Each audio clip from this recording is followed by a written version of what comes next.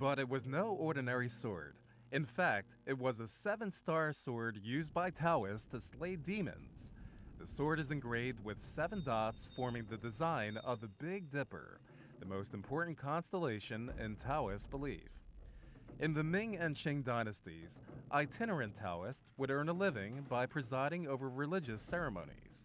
They were thought to have the ability to call on the god of the Big Dipper through prayer and summon him to help people stave off disaster and illness, and even rid themselves of demons. To convince people of their powers, the Taoists would perform magic tricks from time to time. Eliminating such invisible enemies certainly needed no real weapons. Sometimes even a wooden sword might serve. One thing that was indispensable, however, was a Big Dipper design. Some figures in Chinese legend are recognized as such Taoists, including Zhang Tianshi, or Celestial Master Zhang, Lu Dongbin, the god Erlang, and General Guan Yunchang. But the most talked about was Zheng Kui, the demon slayer. These rural Taoists were everywhere and appeared on various occasions, important and trivial, such as at weddings or when people fell ill or passed away, or even when a new house was being built or a burial place was being chosen. So often was Zheng Kui called upon that he was bestowed with the power of a Taoist god.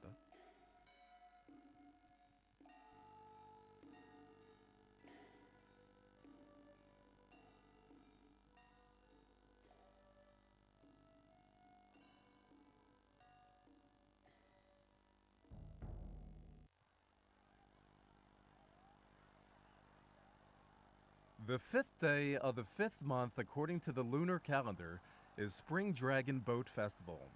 But in olden times, Beijingers believed the 5th month was an unlucky time, when all the most venomous insects and reptiles came out to do evil. All these deadly beasts were known collectively as the 5 Venoms, referring to the 5 directions in which they swarmed. So the story went, Zheng Kui was invested with a new power, that of getting rid of the 5 Venoms. But could there be any truth to the story? The answer is no. There is no mention of 5 Venoms in the stories of Zheng Kui, but in his portraits can be seen 5 small demons, who were his constant companions. These were a new addition dating from the Ming Dynasty. Legend has it that they had something to do with Zheng Kui's hideous appearance.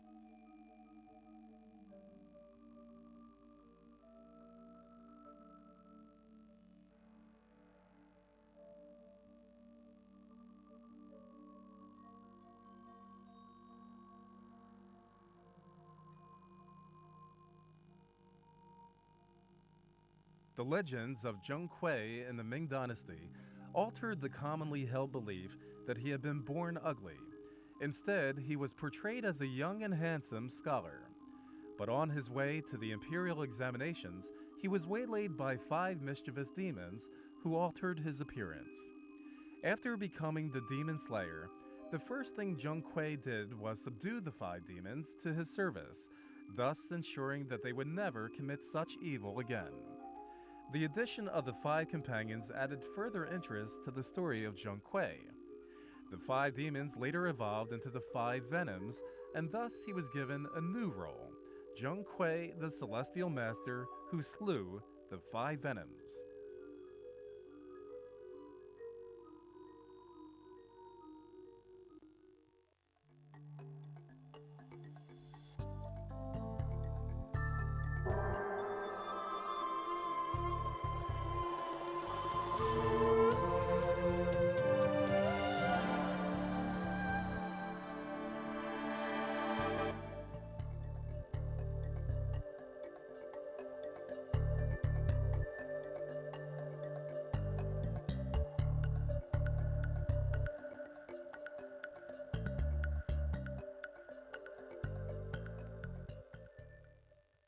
It's a measure of just how popular the legend of Zheng Kui subduing the 5 demons was in the Ming and Qing dynasties that he even managed to replace celestial master Zhang Tianshi in the popular imagination. Thus, Zheng Kui himself became the celestial master who was the slayer of the 5 Venoms.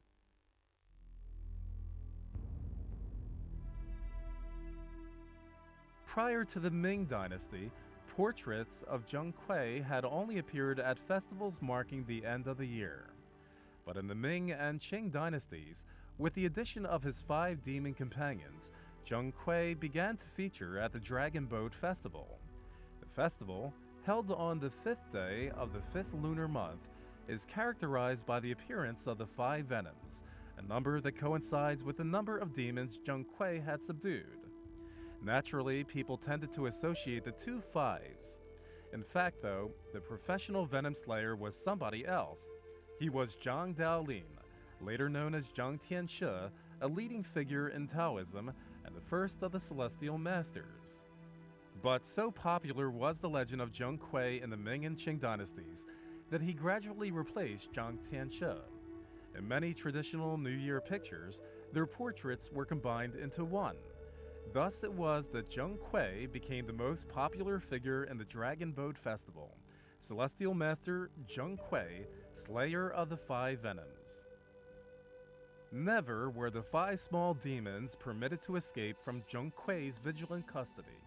Later they were transformed into 5 small bats, a symbol of good luck in traditional Chinese culture. In Chinese, 5 bats is pronounced Wu Fu, which can be interpreted also as 5 happinesses.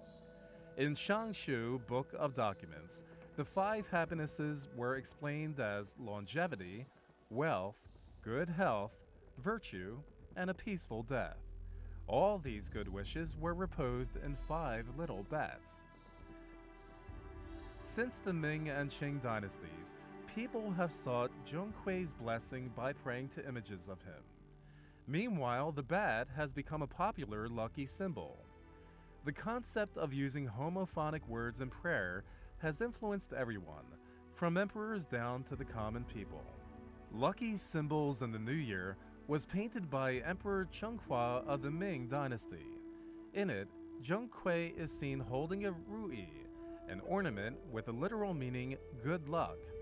With bats flying above, small demons follow him, bearing trays covered with cypress leaves and persimmons, which in combination are pronounced Bai Shi, which could also mean all the things, and so the meaning of the painting speaks for itself. The Yang Liu Qing New Year pictures of Zheng Kui, the door god, are typical examples of him as a martial Pangguan. The designs are vivid, with Zheng Kui wielding his sword, striking a mighty and powerful pose. Around him are floating clouds, the so-called 8 treasures, and a double happiness symbol. In the Taohua Wu door god pictures of Suzhou City, Zheng Kui is mounted stylishly on a donkey. The small demons who serve him hold a broken umbrella. There are bats and spiders in mid-air. The symbolism is described as good luck coming from above such that an umbrella could not stop it. In some paintings, Zheng Kui's weapons are replaced by a giant coin, signifying a Pangguan who dispenses money. In Old Beijing dialect, Pangguan is pronounced Pangguar or Pan-er.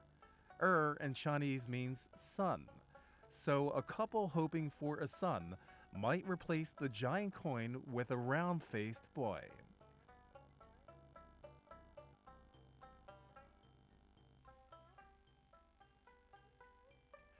Warding off evil, slaying mischievous demons, sending out happiness and wealth in response to prayers, and even blessing those who wanted a baby boy, Zheng Kui became the superior of all the gods of ancient folktales.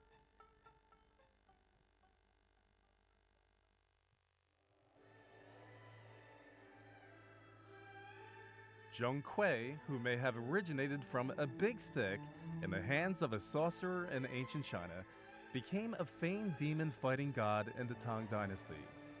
In the Sung Dynasty, artworks and religion transformed him into a vivid and amiable character. For thousands of years, he has been respected by people from all walks of life. Nobles prayed to him to drive away evil spirits. Officials and scholars saw in him something of themselves and expressed their feelings through him. And ordinary people loved him, since his companionship provided them with a sense of security and with a dream for the future.